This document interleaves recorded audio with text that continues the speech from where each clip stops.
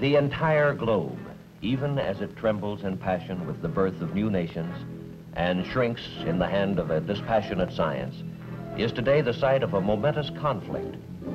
As each side attempts to prove to the world the superiority of its position, the conflict is fought with the words of diplomats, with gestures of friendship and help to uncommitted countries, even with cultural demonstrations. It is fought indeed on every level of man's experience, for the stakes are high. As one of the adversaries in the conflict, we see a challenge as great as any in our historic past. A challenge not, we hope, to be met and joined in battle, but to be faced and fought in the hearts and hopes of men. It is the challenge of ideas.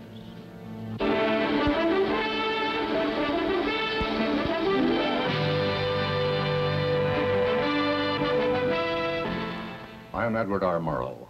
For a little while, I would like to review with you the great conflict of our times, one which demands and must get the attention and the involvement of each one of us. This conflict is the reason why most of you are in uniform, and some of you will be going overseas, servicemen, families of servicemen, and civilians working for the Department of Defense. Because of this conflict, many of you are already abroad. More than 1 million Americans in 91 foreign countries. First and foremost, of course, Americans are overseas to help preserve the peace. By maintaining an alert readiness to meet the threat of aggression, America's armed forces, in concert with those of its allies, are serving as a deterrent to war.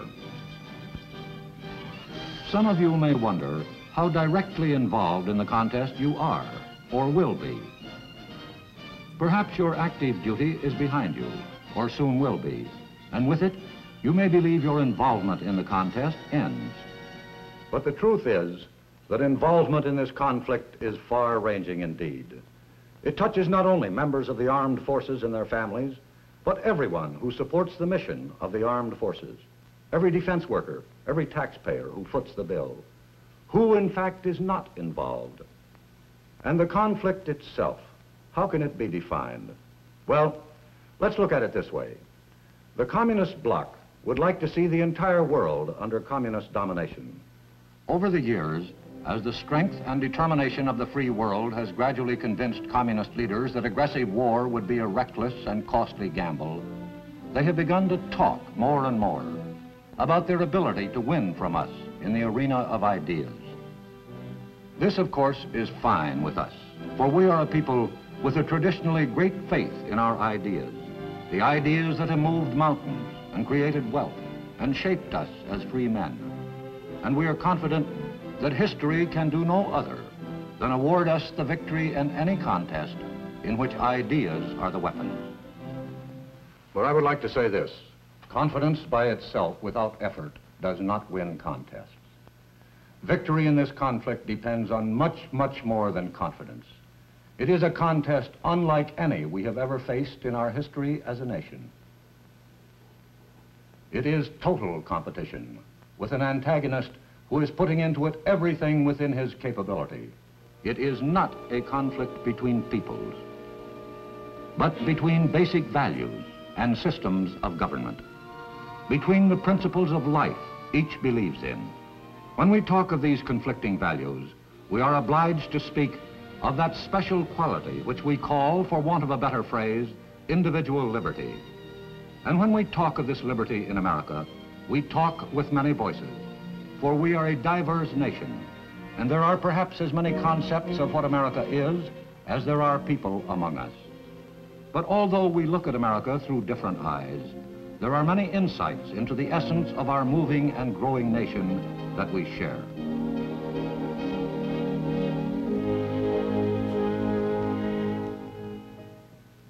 I'm John Wayne. Is there any better or equal hope in the world, Lincoln asked, than the ultimate justice of the people? We Americans believe there is not. The stonework of our national life is made of this belief. We believe in many things, but this belief that man is a responsible being bears out our own unique stamp as a nation. As a people, we are active and often noisy. We are industrious, oftentimes to the bafflement of ourselves and our friends. We relax as hard as we work.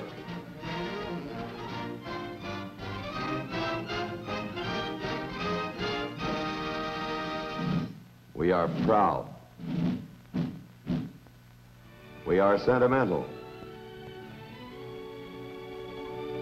Beauty is of national concern to us. For some of us, its pursuit is a deadly serious pastime. The rest of us simply enjoy the results.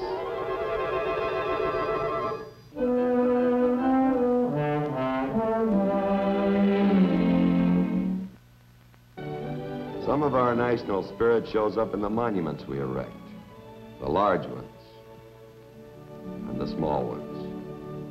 It rings through the music which animates us. Attaboy, Homer, swing it! Second jump out and lead to the fourth, four hands down in the circle, swing the opposite way and you keep the gal behind.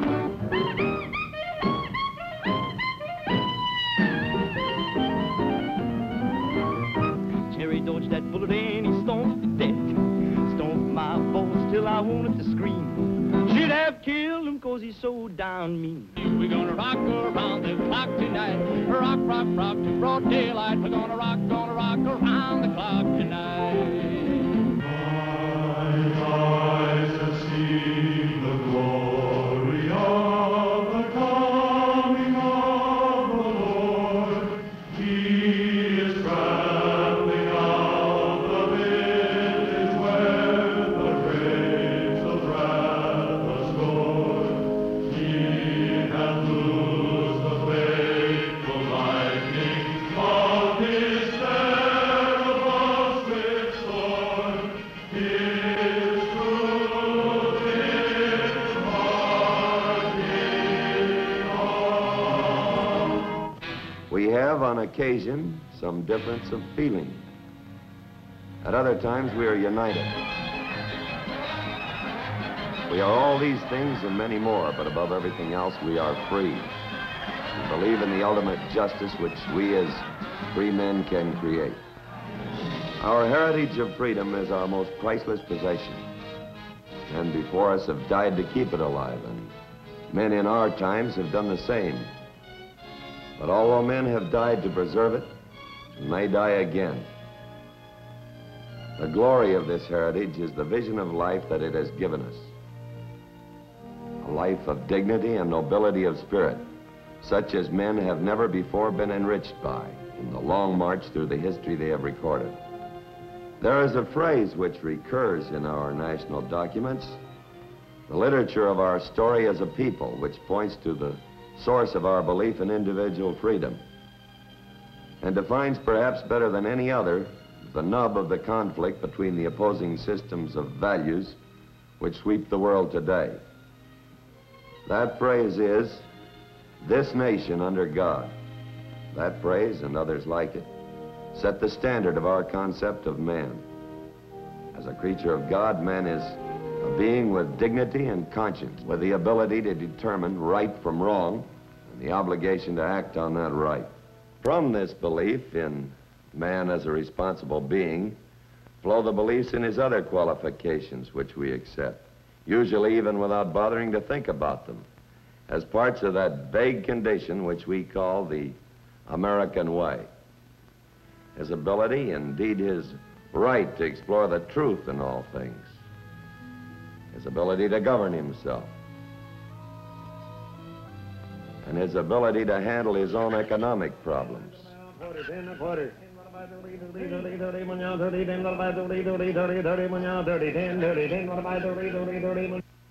The opposing point of view in this conflict rests on a fundamentally different vision of man. As a creature, not of God, but of the state. In this system, the value of individual man diminishes sharply, and the state is all important. The state will run his life for him, his political life, his business life, his social life. What we oppose fundamentally is the aggressive nature of the communist state, its unceasing effort to expand wherever it can, to grow bigger, to take over, to supplant. This deadly impulse toward aggression we oppose as a continual threat to peace. These are the contrasting points of view between the major antagonists in the conflict which has become known over the last decade as the Cold War. For an appraisal of this continuing and protracted conflict, we can go to a reporter who has watched the growing conflict with the perception of a trained military observer. I am Hanson Baldwin. I have here the policy statements of each of our services on the contest we're engaged in with the communists. What they boil down to is this. It is a contest for the minds and hearts of people around the world, all people. The areas in white on this map represent the part of the world composed of ourselves and those who share our beliefs. The communists seek constantly to win an advantage in the minds of the people here and to separate us. The black portion of the map is the communist-dominated part of the world controlled by the Soviet Union and the Chinese Communist regime. And of tremendous importance is that part of the world which is attached to neither camp, the uncommitted nations of the world, represented in gray on the map. For the most part, these nations are absorbed with their own problems. Either they are newly independent after years of domination by a foreign power, or they are still seeking independence.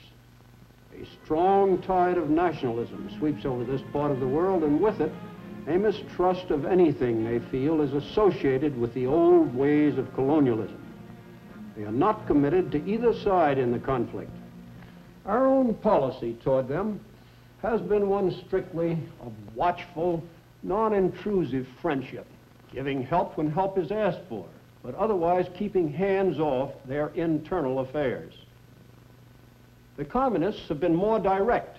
Their local party members have not hesitated to exploit to their own advantage the passions that smolder in these new states and to identify themselves in the minds of the people there whenever possible with anti-colonialism and us with its opposite. It is part of their worldwide technique. How do our military services adapt themselves to this conflict in which perhaps no gun may be fired? By recognizing that the activities and performances of all their members in every foreign country in which they are stationed will either add to or detract from the goodwill our nation needs in this contest for the respect of the peoples of the world. The President of the United States has called developments of good relationships between United States citizens abroad and members of their host countries basic to the full attainment of our foreign policy objectives. And the services have responded by promoting such good relationships as part of their overall policy.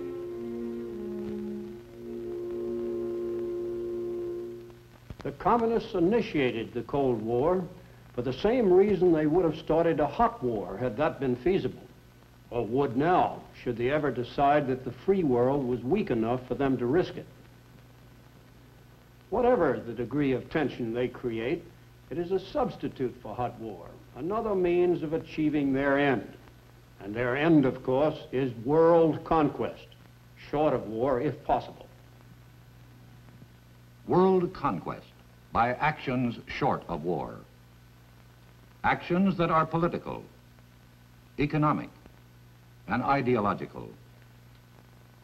How do the communists apply these three methods? First, we will consider the political method and the techniques the communists use when they attempt to acquire their objectives in this way. We would do well to consider the success the communists have had by using the political method alone. As you will see from the black area on this map, they have expanded between 1940 and 1954, took over 15 countries, totaling 714 million people. Since 1954, there have been major internal disruptions in 9 additional countries outside the Iron Curtain. Now, how do they go about applying this political method? The communist coup in Czechoslovakia in 1948 provides us with a blueprint of the ideal formula for political conquest. which includes taking over a country without outside intervention. Destruction of its parliamentary form of government.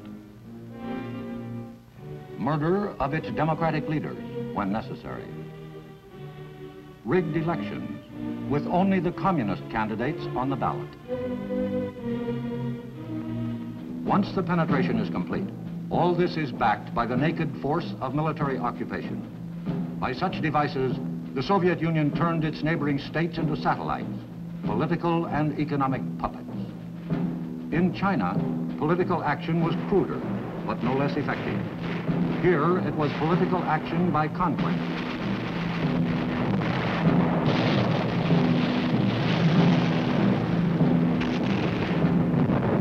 And so overwhelming has this political conquest been that the communists have been able to propel Red China to a position of major influence in the Eastern world. The political force method includes the suppression of freedom in a country already under communist control, without outside interference. Inside the Iron Curtain, there were revolutions without help from the outside. In East Germany in 1953, Poland in 1956, Hungary in the same year, and Tibet in 1959, all of them brutally suppressed. And finally, there is the International Communist Party, dedicated to the subversion and overthrow of every still free government.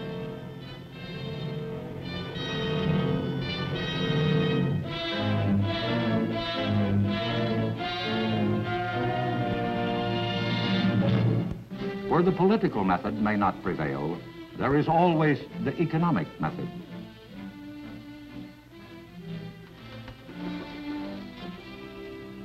I'm Frank McGee. Let's consider for a moment this matter of the communist use of economic methods to achieve conquest and how it's done. The present masters of the Soviet Union have said to us, peaceful coexistence until we bury you. They propose to officiate at our interment by catching up with us industrially and then surpassing us. They're working hard at it. Today, the 200 million inhabitants of the Soviet state bend their backs and their talents to the Kremlin's will. And Sputnik and Sputnik's successors have proved conclusively enough the USSR's proficiency in the area of technical ability. Throughout the vast stretches of this empire, you find new industrial cities, plants, assembly lines, the most modern equipment. Soviet products of every description awaiting delivery and reaching industrially backward areas of the non-communist world. Teams of Russian technicians are available to operate this machine. This is economic penetration, paving the way for political takeover. The hand of Soviet friendship, which usually precedes an attempt at economic penetration, has been reaching into every part of the world which shows the slightest inclination to receive it.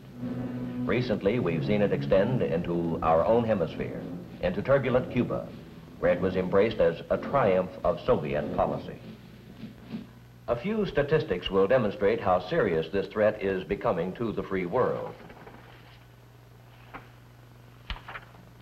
Of the entire annual Soviet economic capability, their gross national product, 70%, or it may run as high as 80%, is devoted to the area of heavy industry. The U.S. and free world share of gross national product devoted to the same area is certainly not much more than 20%. In terms of volume applied to this area of gross national product, the Soviet Union is beginning to surge ahead. Finally, the communists attempt ideological penetration. Perhaps their strongest efforts go into this kind of penetration into the free world.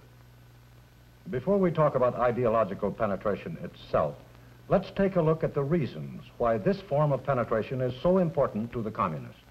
For one thing, communist aggression has alarmed many free nations and produced their united will to resist. These nations have implemented their will to resist all other forms of Soviet penetration through a number of trade agreements.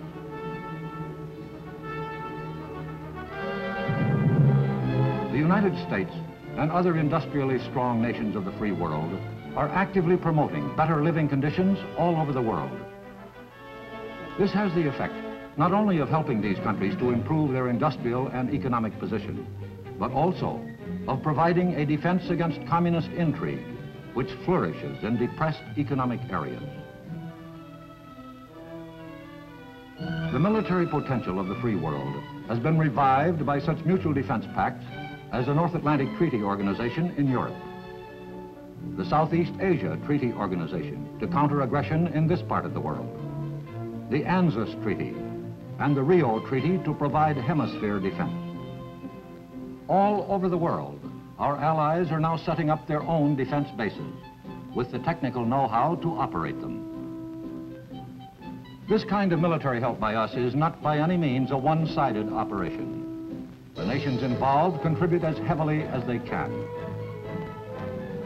No less valuable are the morale and friendly relations being generated between servicemen of all the participating countries in joint training programs, demonstrating their respective skills to each other.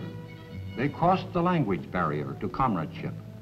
This banding together by nations with a common purpose has produced strength not only in the military and economic field, but in the realm of moral and spiritual values as well.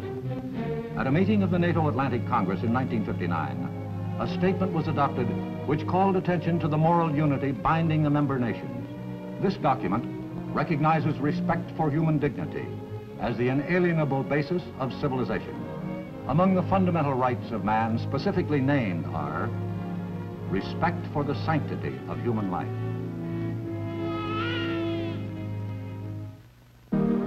the right to freedom of speech, of conscience and religion,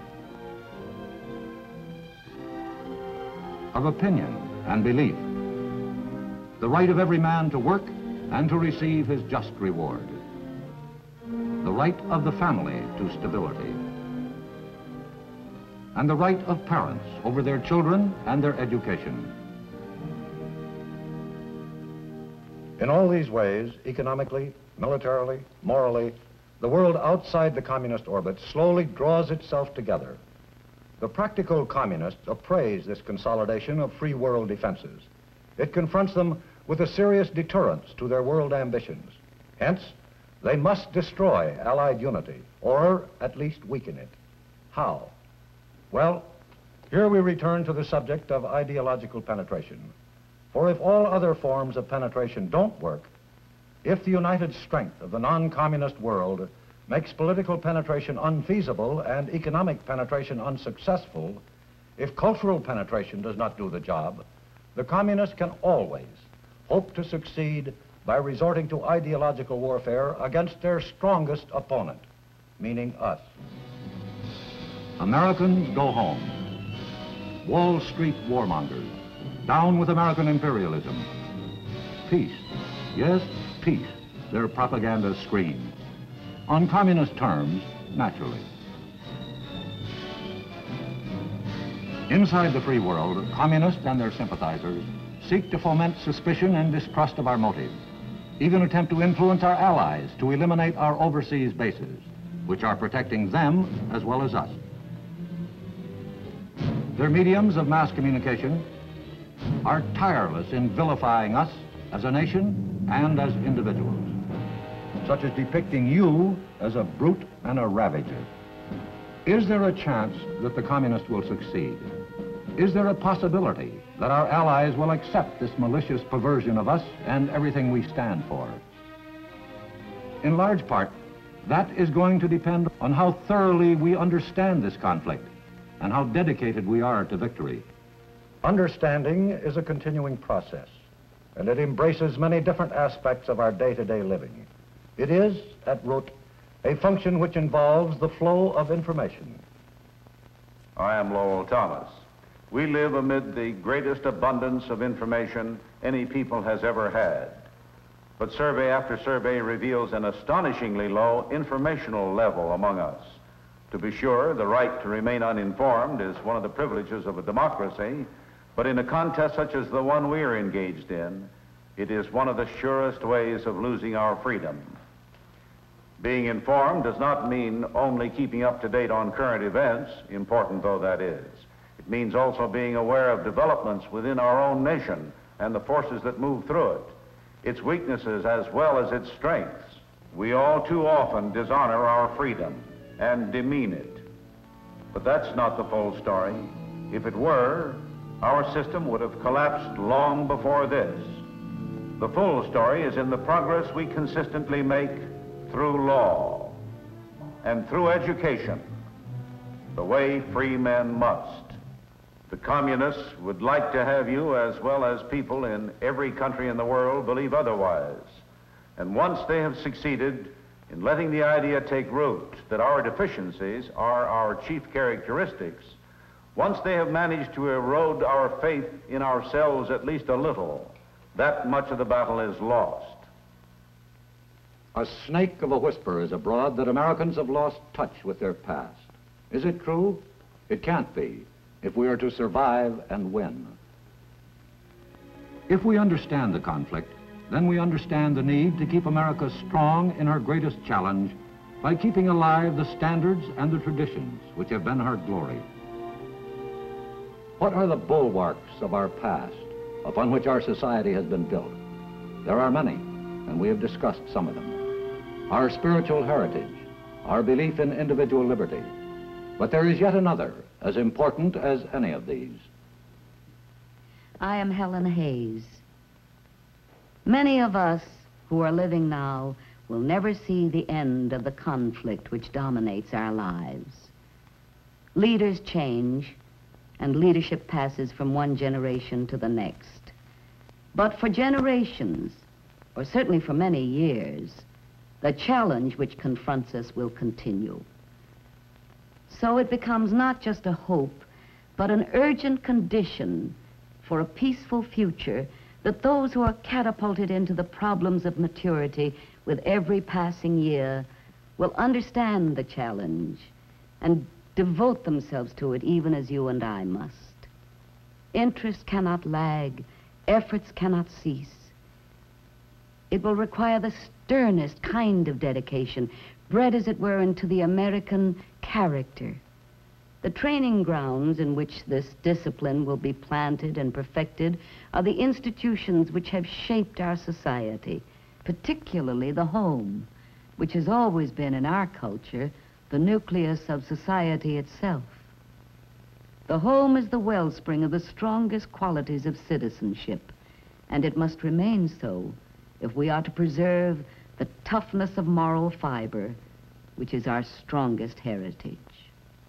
A toughness of moral fiber, a belief in the right, as God gives us to see the right, as Lincoln put it in words which are carved into our national soul. These are the sinewy threads of our past. Keeping America strong, this is our challenge. Keeping the vision of liberty bright, keeping the threads of our past, the strands of moral toughness with which our history is bound.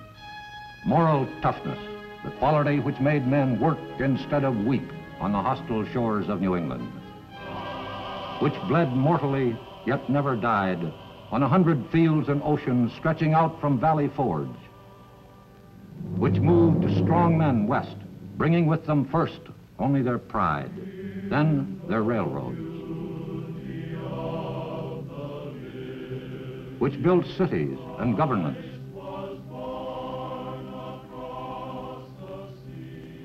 and created wealth, and above all, made freedom the birthright of every man. That quality must still live within us, for without it, we are surely lost. And it will live, so long as we keep faith in our future and faith in our past. This is the challenge, as compelling, as severe, as crucial as Americans in any age have ever faced.